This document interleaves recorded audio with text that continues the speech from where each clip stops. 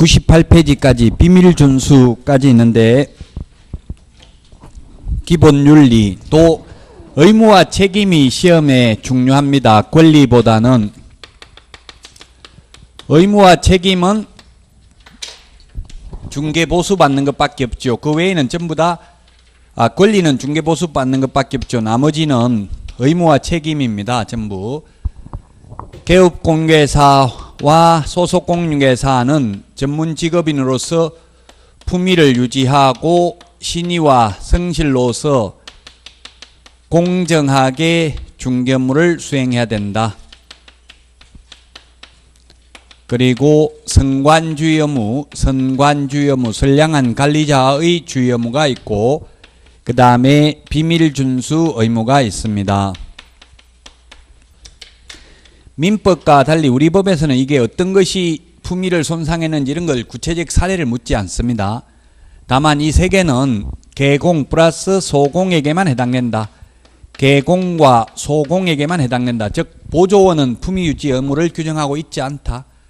그래서 암기 프린트 31번에 맨 밑에 별표 2에 보면은 개공 플러스 소공 해가지고 품위 유지, 신의성실, 공정중개, 인장등록, 서명 및 날인, 그리고 실무교육 이런 걸 적어놨죠. 그래서 이건 개공 플러스 소공에게만 있고 그 다음에 선량한 관리자의 주의 의무는 판례로서만 인정하고 있다. 법령에는 규정이 없다.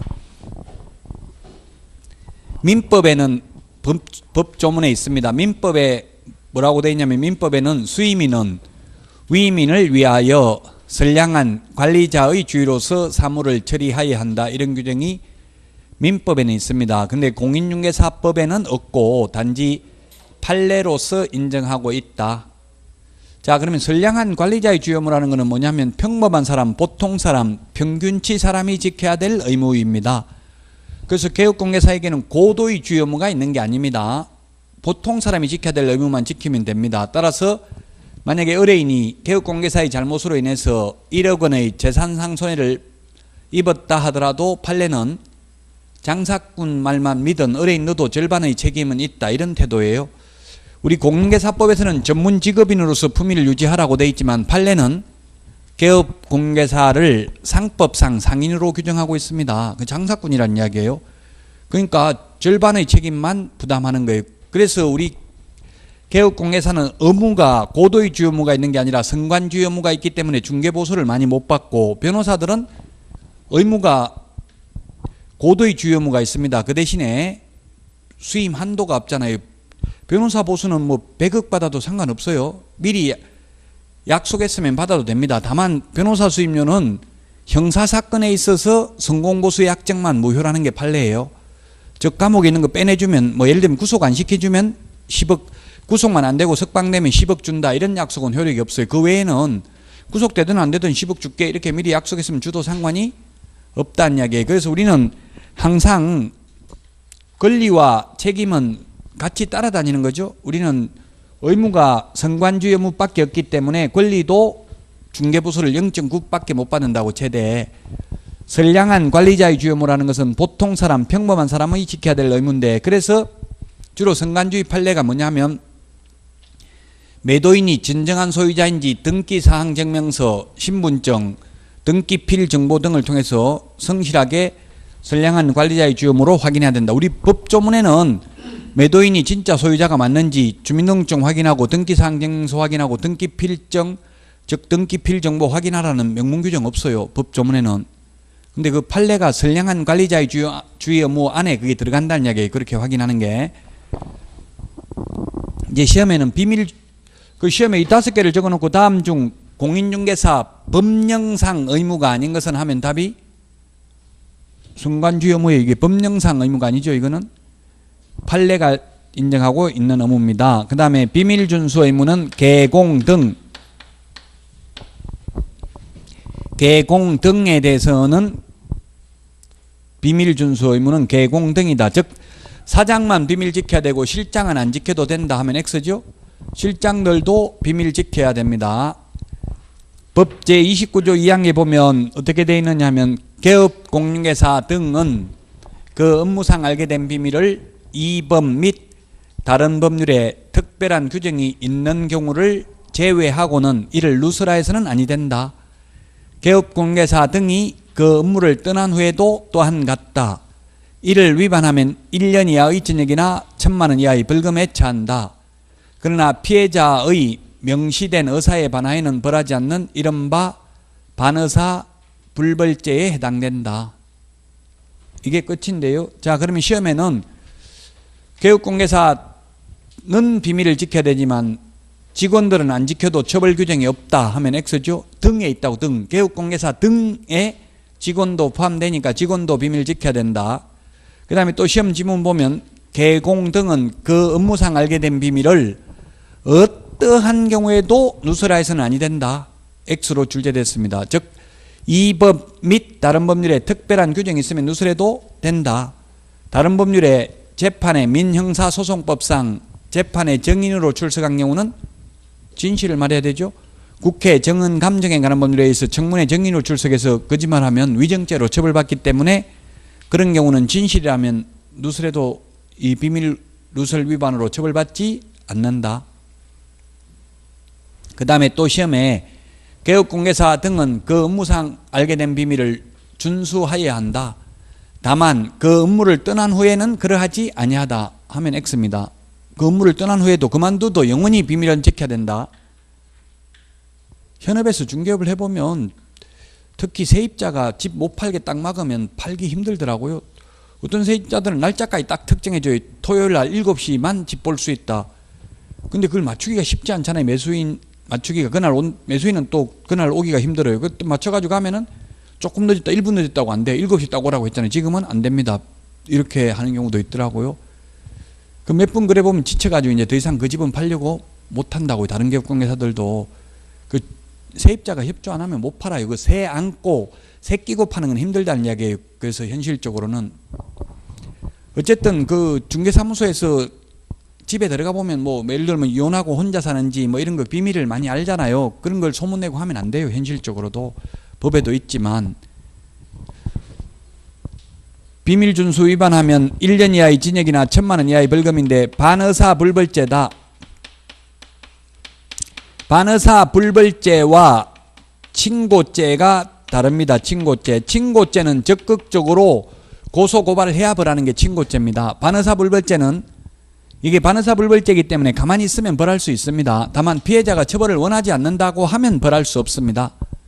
그 대표적인 게 반의사 불벌죄가 명예훼손죄입니다. 정보통신망 이용 촉진 및 정보보호에 관한 법률에 의한 명예훼손 또는 출판물에 의한 명예훼손 다 반의사 불벌죄입니다. 그러나 사자 명예훼손죄, 죽은 사람 명예훼손죄는 칭고죄입니다. 그 지금 뉴스에 나오고 있더라고요. 뭐 전두환 전 대통령 뭐 5.18 뭐 어떻게 사자 명예훼손, 죽은 사람 명예훼손 해가지고 고발당해가지고 지금 뭐 출두하라고 했는데 안 나온다 이런 뉴스 나온 거 봤죠? 그게 칭고죄입니다. 그건 고소고발이 있어야 벌할 수 있다고. 칭고죄, 사자, 죽은 사람 명예훼손죄는, 살한 사람 명예훼손죄는 반의사 불벌죄입니다. 피해자가 처벌을 원하지 않는다라고 하면 처벌 못하지만 가만히 있으면 처벌할 수 있다. 반의사 불벌죄. 반의사 불벌죄는 공인중개사법에 오직 하나밖에 없어요. 비밀준수 의무 위반 이거 하나밖에 없다고요.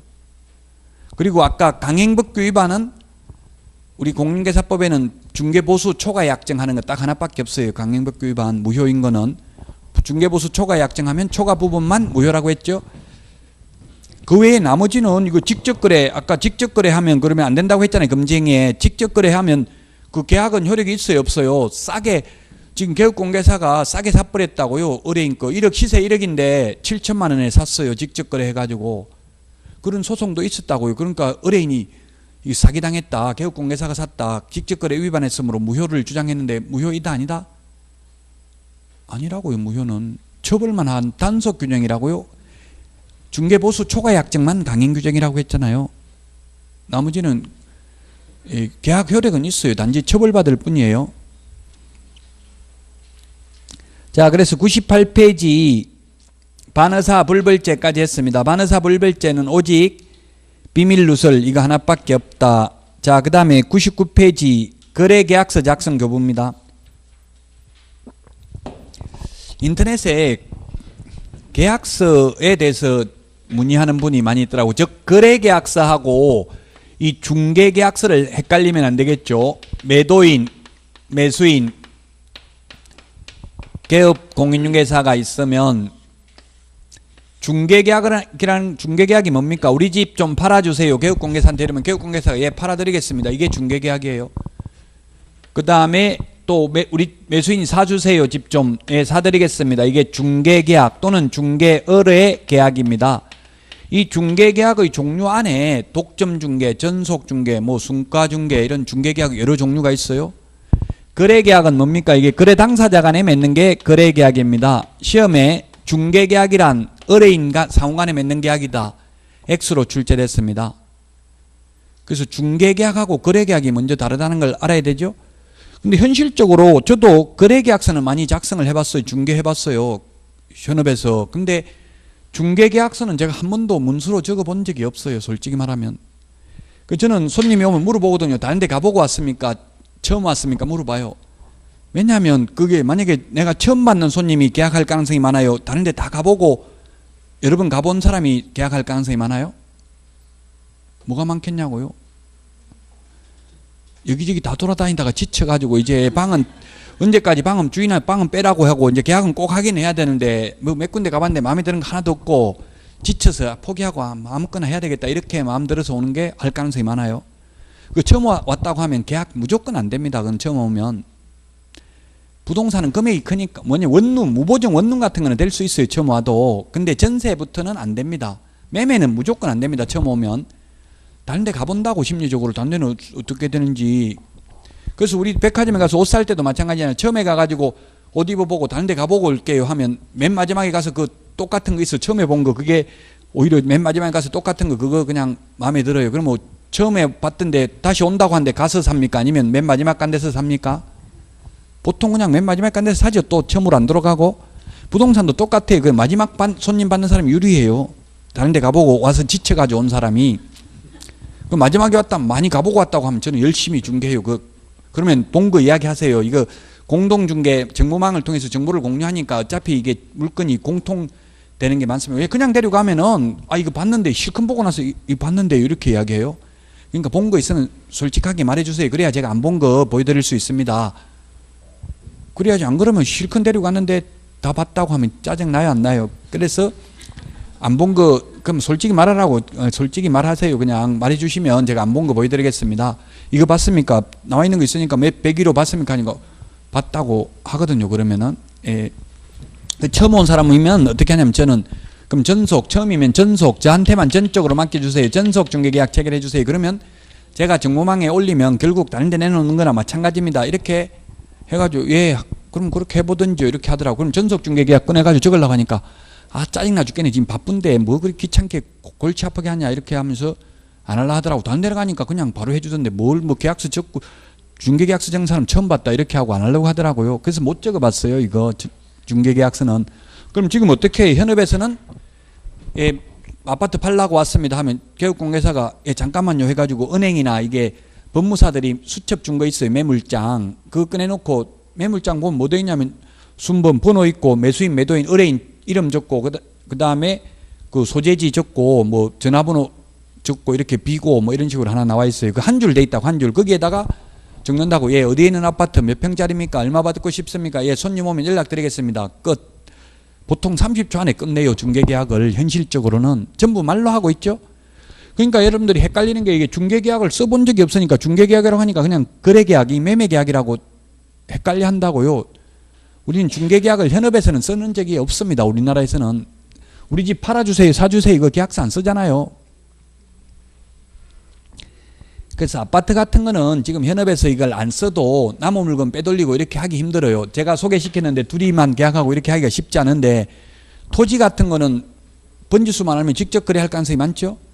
그래서 토지 같은 거는 현업에서 토지 전문을 하는 분들 제가 현장 답사를 해서 알아보니까 이렇게 하더라고요. 이 중개계약서를 잘 안 적고요. 현장 답사 확인서.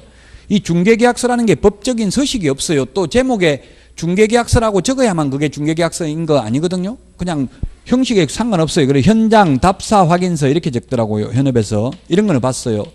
현장 답사 확인서 이렇게 해가지고 오늘 물건 보여줄 거 토지 뭐 많이 보여주면 안 되죠. 많이 보여주는 게 좋아요.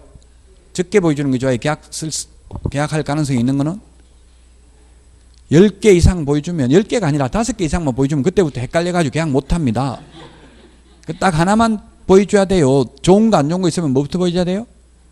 안 좋은 거 딱 하나 보여줘요. 그러면 하나만 보고는 또 계약을 안 해요. 더 보려고 그래. 그러면 이건 다른 사람이 봤다 소리 하면 안 됩니다. 제가 이거는 직접 하려고 지금 다른 사람한테 말도 안 한 건데 사장님한테만 특별히 이뻐서 보여주는 거니까 절대 봤다는 말도 하면 안 됩니다. 이런 식으로 하고 보여주더라고. 현업에서 가서 보면. 그래서 하나 더 보고 그럼 이게 토지 같은 거는 이런 거 현장 답사 소재지 적어놓고 이걸 그래놓고 위 부동산을 뭐 행복 부동산을 통해서 현장 답사했음을 확인합니다.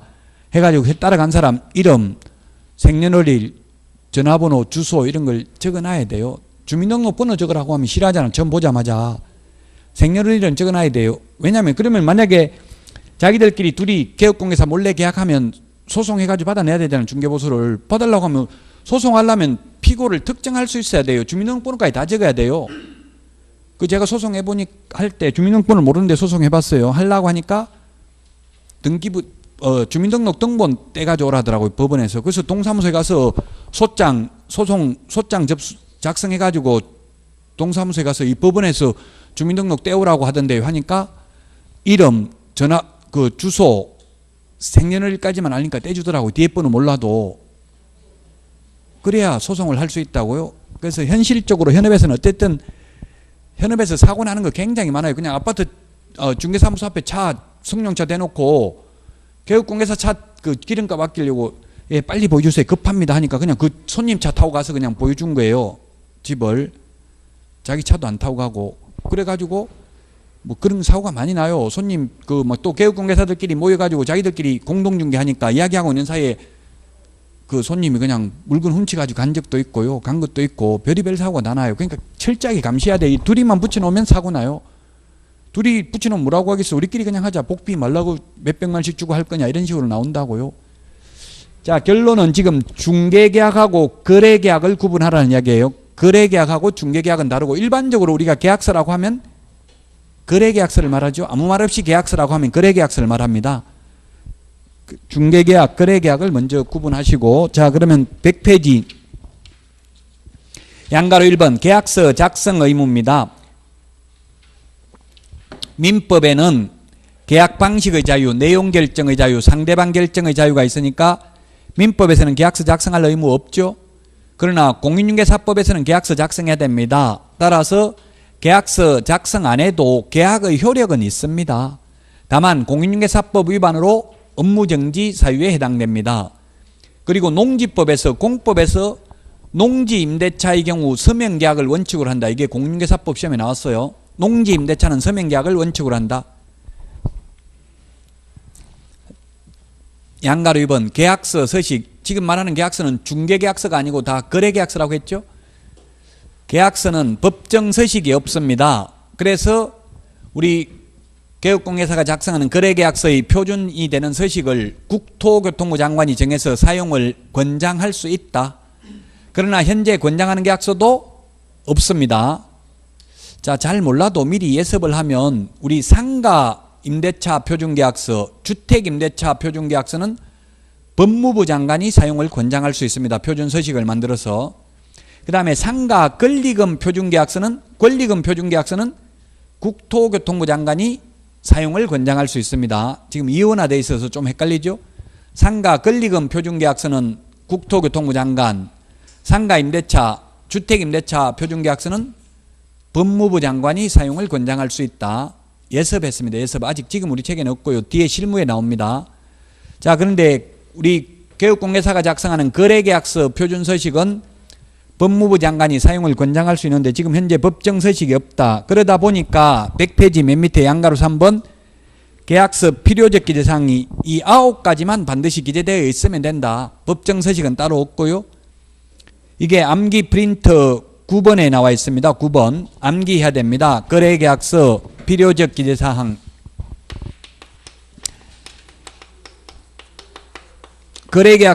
거래란 매매계약서, 임대차계약서 이런 걸 거래계약서라 하죠. 중개계약서는 우리 집 팔아주세요, 사주세요 이 계약서를 말하고요. 자, 거래계약서 필요제기제사항 9가지 암기해야 됩니다. 인물계약금, 인권조교 9가지 암기해야 된다. 거래당사자 인적사항, 물건의 표시. 이 물건의 표시를 적을 때는 주소 적을 때 도로명 주소 적어요? 집원 주소를 적어요? 어떻게 해요? 집원 주소 적죠. 물건 표시 적을 때는. 그래서 우리가 이게 참 계약서 적을 때 주소를 2번 적어요. 물건의 표시는 아파트 적으면 소재지 몇 번지를 적고요. 또 맨 밑에 거래 당사자 인적사항 적을 때 주소는 도로명 주소를 적어요. 그 현업에 가서 계약서 적을 때 그 네이버나 다음으로 주소 변환 그게 하는 게 맞는지, 아니면 부동산 거래 정보망에 그 클릭하면 다 나오게 돼 있어요. 주소가 변환되도록 돼 있어요. 그게 틀리버리면 요즘은 확정일자 도장을 안 찍어주더라고. 동사무소에서 주소가 뭐 잘못되거나 하면. 그럼 다시 계약서 써오라면 어떻게 돼요? 지금 매도인 매수인 도장이 없잖아요. 그럼 사인도 자필 서명해야 되는데 개업공개사 혼자서 다 몰래 적었다가 나중에 문제되면 개업공개사의 책임 소지가 있죠.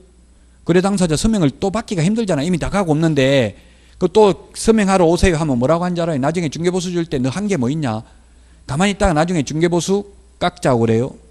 어제도 저한테 전화 온 분이 있었어요. 인터넷에 제 전화가 공개되어 있는지 깜짝깜짝 놀래요. 저는 모르는 사람이 전화 오면 인터넷에 있다 하더라고요. 어디 있는지 저도 모르겠어요. 인터넷에. 그래서 무서운데 그 모르는 전화 오면 잘 안 받을 수도 있어요. 왜냐면 한 번 모르는 전화 받았다가 숨소리만 들리고 끊더라고. 새벽에 1시에. 그러니까 얼마나 무섭겠어요. 그러면 아무 말도 안 하고 끊으니까. 2018년 3월 오늘이 22일입니까?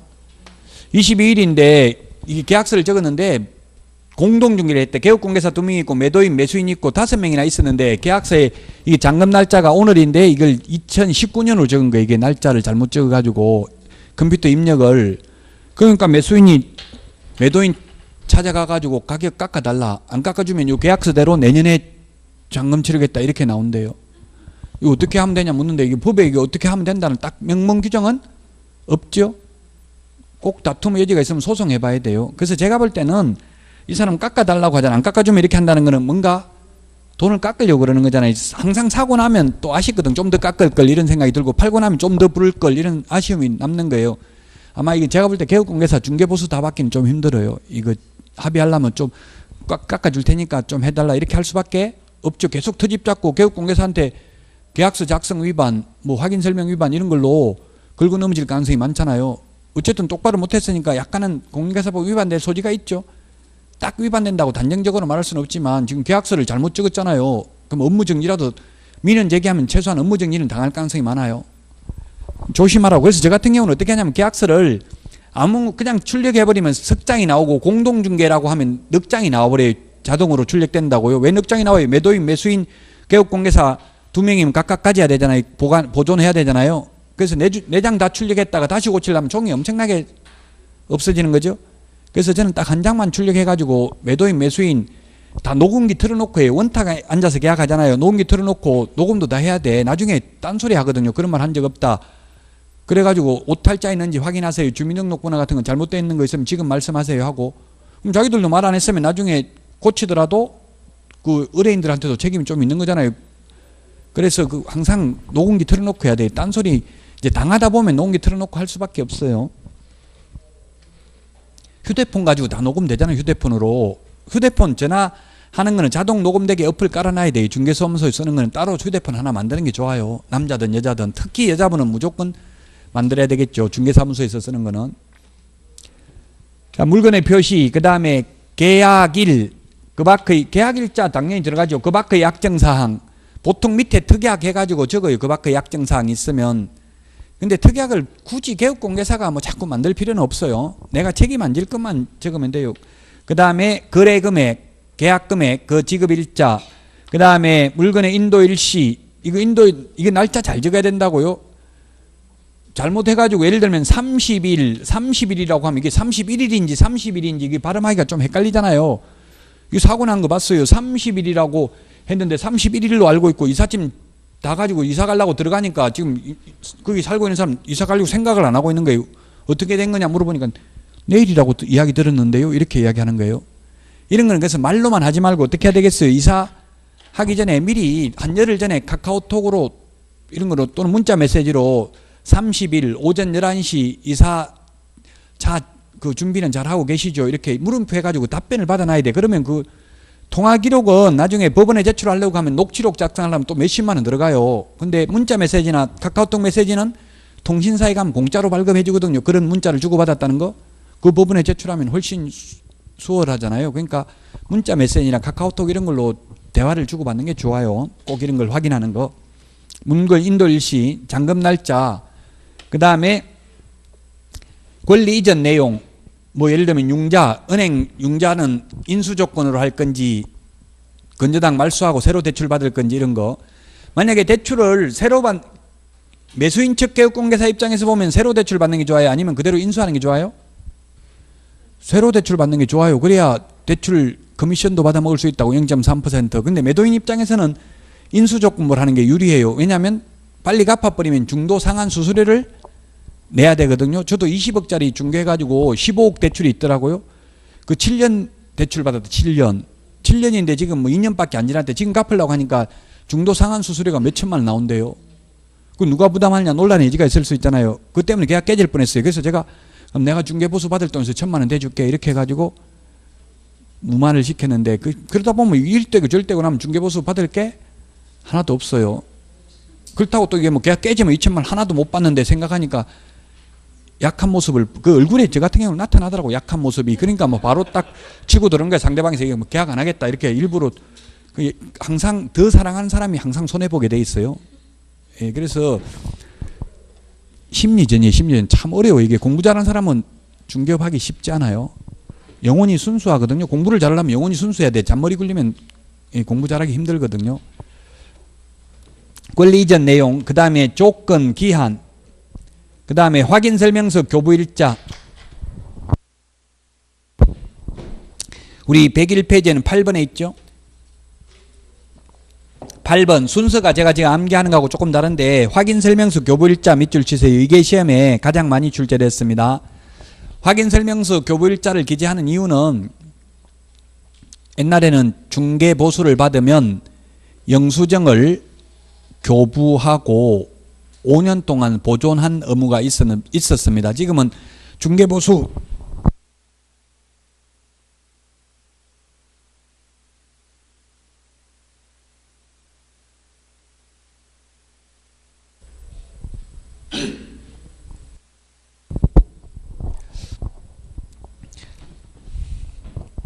지금은 중개보수 영수증 교부할 의무도 없고 보존할 의무도 없습니다. 그래서 중개보수를 초과해서 받을 개연성이 높아졌기 때문에 중개보수 초과해서 받지 못하도록 하기 위해서 확인 설명할 때 중개보수 산출 내역을 설명해야 되고 확인 설명서에 기재도 해야 되고 또 거래계약서에 확인 설명서 교부일자를 기재함으로써 3중의 보완장치를 마련함으로써 중개보수를 초과해서 받지 못하도록 하기 위한 조치입니다.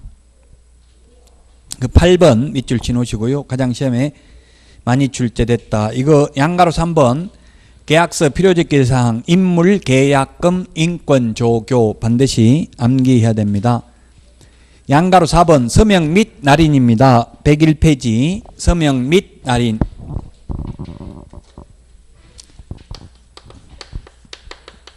서명 및 날인인데 서명은 자필로 성명을 적는 것을 말하고 날인은 도장 찍는 것을 말합니다. 등기법 같은 데는 기명날인도 있습니다. 기명날인. 기명날인은 스탬프 도장을 찍어도 된다고요. 예를 들면 행복공인중개사 사무소 대표 박용덕 이렇게 스탬프 도장 만들어 놓고 그거 찍는 게 기명날인입니다. 서명날인은 반드시 자필로 해야 되죠. 나중에 책임의 소재를 자필로 돼 있어야 더 확실하게 책임의 소재가 있잖아요. 본인이 자필로 적어놓고 안 했다고 하기는 힘드니까. 우리 공인중개사법에서는 기명날인은 없고 서명날인만 있습니다. 그리고 서명 및 날인.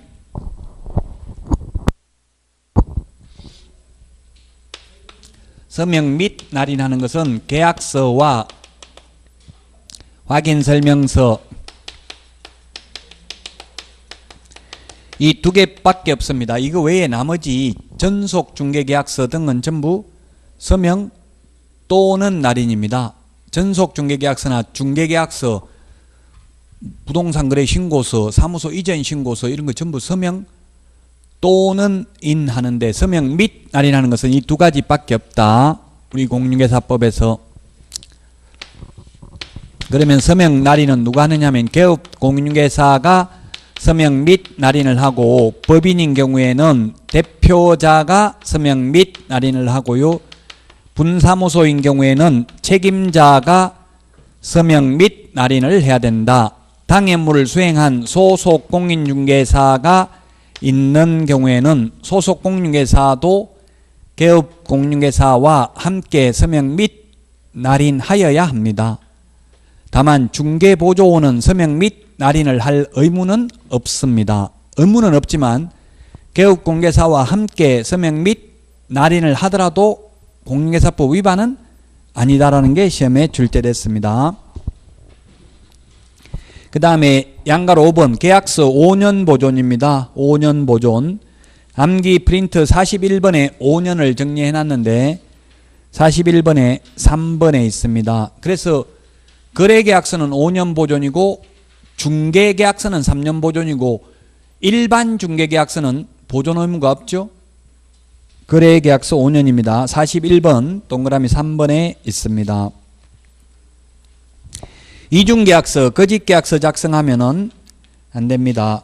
그 위반시 제재 양가로 7번까지 있는데 조금 있다가 확인 설명에서 다시 비교해서 말씀드리도록 하겠습니다. 이중계약서와 서명 날인 위반. 103페이지 확인 설명입니다. 107페이지 박스에 있는 거 확인 설명과 확인 설명하는 내용과 확인 설명서 작성 교부의 차이점입니다.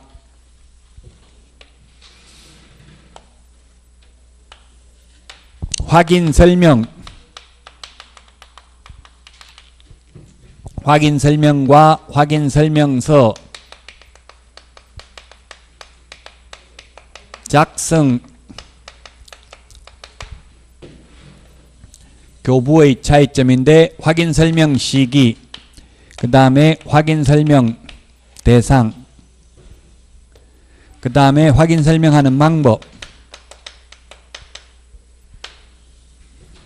그 다음에 위반시 제재. 자, 확인 설명은 언제 하느냐 하면은 중개를 의뢰받은 경우에 중개 완성 전에 미리 설명을 합니다. 계약 성립되기 전에 미리 설명을 해야 됩니다. 근데 확인 설명서 작성 교부는 거래계약서 작성 시에 확인 설명서도 작성합니다. 확인 설명은 권리를 취득하려는 의뢰인 일방에게만 설명하면 된다. 이 우리 학원 팔아먹으려고 하는데 원장님한테 책상이 몇 개다 이런 말 할 필요 없죠. 더 잘 알고 있으니까 매수, 임차 의뢰인에게만 설명하면 됩니다. 근데 확인 설명서 교부는 거래 당사자 쌍방에게 교부해야 됩니다. 확인 설명 방법은 근거 자료를 제시해야 됩니다. 면적을 말하려면 토지대장, 임야대장을 보여주면서 권리관계라면 등기사항증명서를, 공법상 이용제한 거래 규제라면 토지이용계획 확인서를 보여주면서 설명을 해야 된다.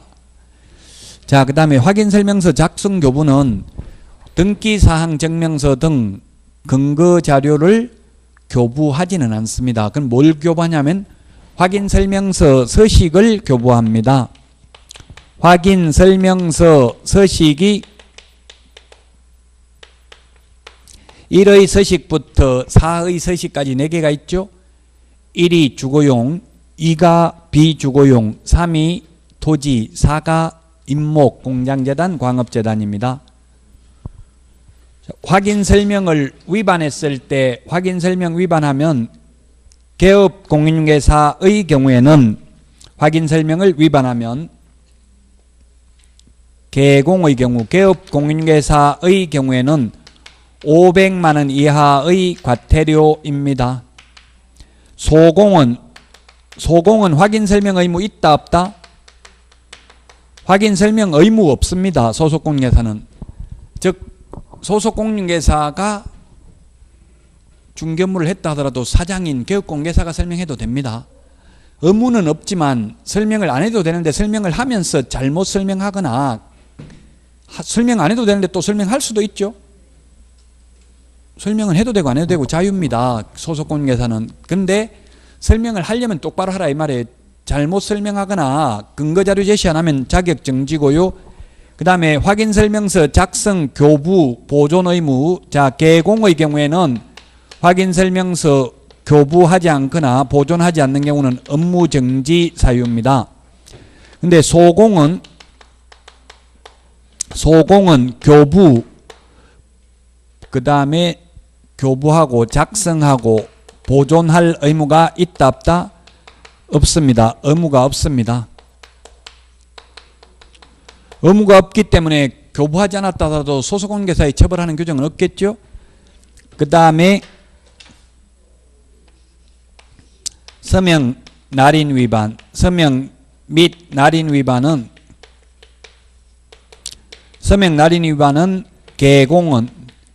개공은 업무정지, 개업공개사는 업무정지 사유에 해당되고 소공은 소속공인중개사는 자격정지 사유에 해당이 됩니다. 서명 및 날인 의무 위반은.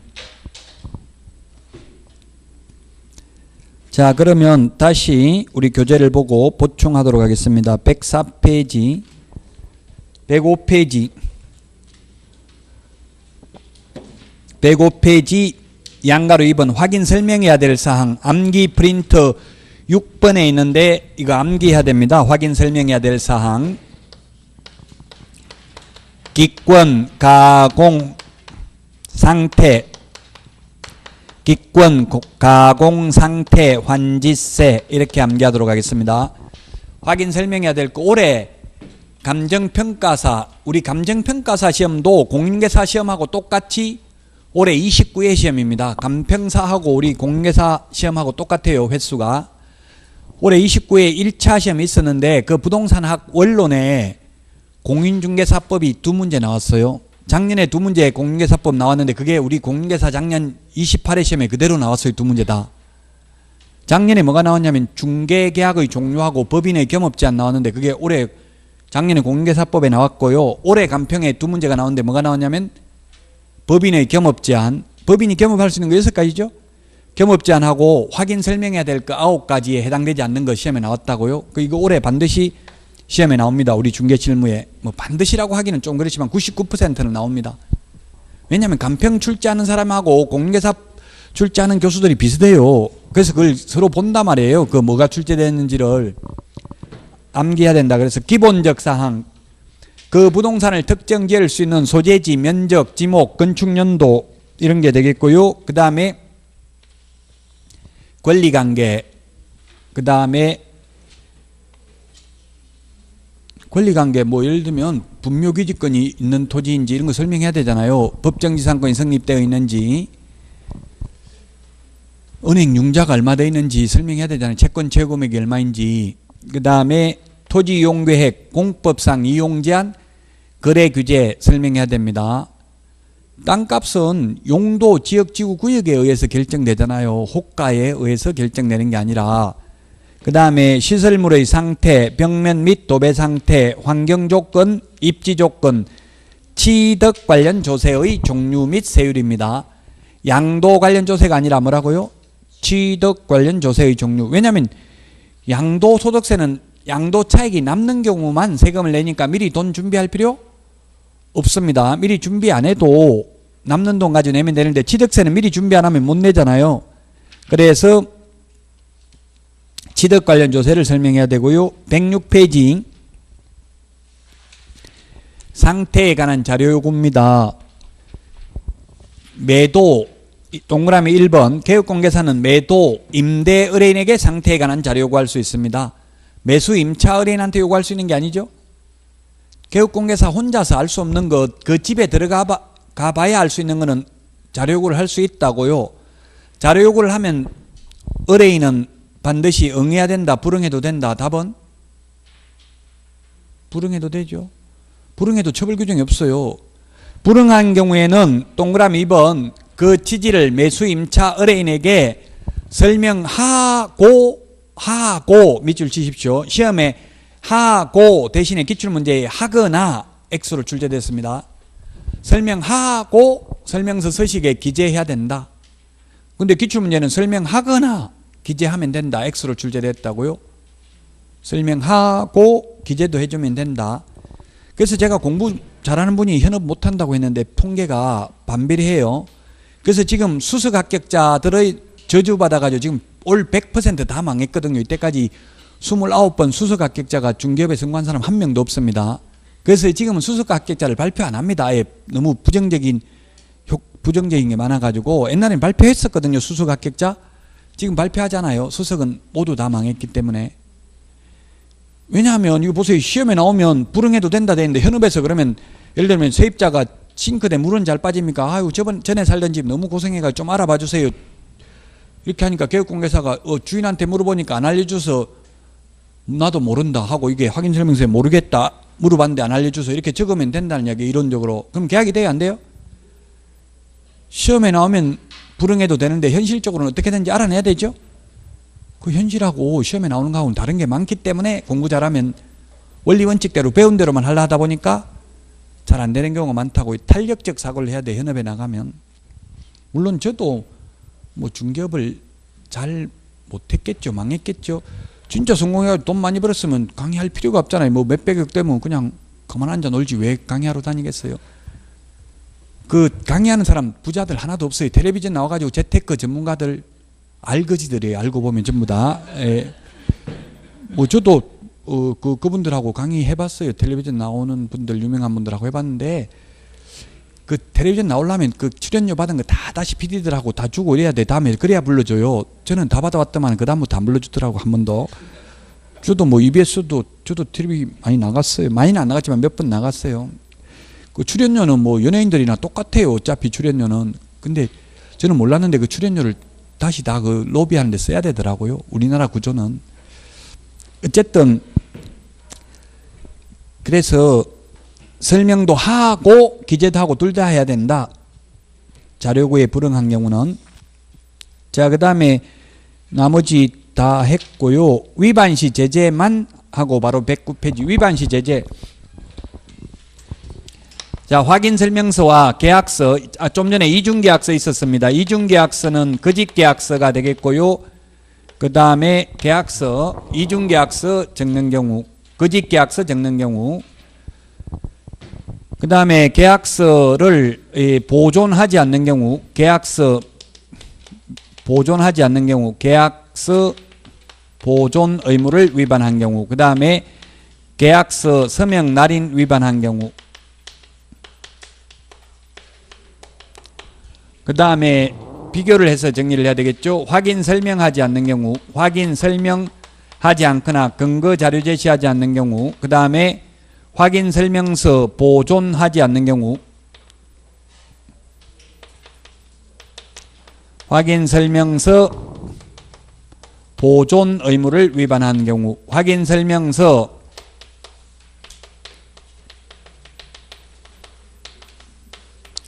서명 및 날인 위반한 경우.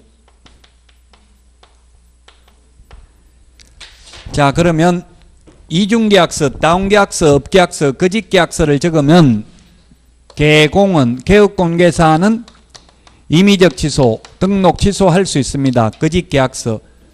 이중이라는 거 할 때도 정리했죠. 우리 암기 프린터 53번 표 밑에 있는데 이중등록, 이중소속은 절대적 취소, 이중사무소, 이중계약서는 임의적 취소 이런 게 있었죠. 53번 표 밑에 보면. 그래서 이중계약서를 적으면 개업공개사는 임의적 취소, 소공, 소속공개사는 자격정지입니다. 그 다음에 계약서 보존하지 않는 경우에는 개공은 업무정지, 개업공개사는 6월 이하의 업무정지 사유고요. 그 다음에 소공은 보존 의무 있다 없다? 소속공개사는 계약서 5년 보존해야 되는데 5년 되기 전에 소속공개사가 먼저 잘려요. 그러니까 보존 의무가 없죠. 소속공개사는. 서명 및 날인 의무 위반입니다. 개공은 업무정지입니다. 소공은 자격정지입니다. 자, 그 다음에 확인설명 위반인데 확인설명하지 않거나 근거 자료를 제시하지 않는 경우는 개공은 500만원 이하의 과태료, 소공은 확인설명을 안 해도 되는데 잘못하거나 근거 자료를 제시하지 않는 경우에는 자격정지 사유입니다. 그 다음에 확인설명서 보존을 하지 않는 경우에는 개공은 6월 이하의 업무정지가 되겠고 구체적 기준 국토교통부령 3개월인데 소공은 확인설명서 보존 의무는 없다. 자, 그 다음에 서명 날인 위반하면 개공은 업무정지 사유입니다. 소공은 자격정지 사유입니다. 그래서 시험에 자격정지 사유에 해당되면서 또한 업무정지 사유에 해당되는 것은 몇 개인가 이렇게도 시험에 나왔어요. 그럼 이 서명 날인 둘 다 개공, 소공 전부 업무정지 자격정지죠. 또 뭐가 있나요? 우리 오늘 한 거 인장 등록도 개공은 업무정지, 소공은 자격정지였죠.